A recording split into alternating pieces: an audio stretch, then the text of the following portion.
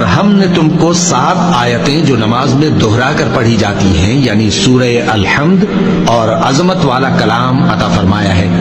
ہم نے کفار کی کئی جماعتوں کو جن کو فوائد دنیاوی سے نوازا ہے، تم ان کی طرف رغبت سے آنکھ اٹھا کر نہ دیکھنا اور نہ ان کے حال پر رنج و غم کرنا اور مومنوں کے ساتھ تواضع سے پیش آنا۔ توبہ کرنے والے، عبادت کرنے والے، حمد کرنے والے، روزہ رکھنے والے، رکوع کرنے والے، سجدہ کرنے والے، نیک کاموں کا امر کرنے والے اور بری باتوں سے منع کرنے والے، اللہ کی حدوں کی حفاظت کرنے والے، یہی مومن لوگ ہیں۔ اور اے پیغمبر، مومنوں کو بہشت کی خوشخبری سنا دو، اور جو لوگ سونا اور چاندی جمع کرتے ہیں اور اس کو اللہ کے راستے میں خرچ نہیں کرتے، ان کو اس دن کے عذاب علیم کی خبر سنا دو، جس دن وہ مال دوزخ کی آگ میں خوب گرم کیا جائے گا، پھر اس سے ان بخیلوں کی پیشانیاں اور پہلو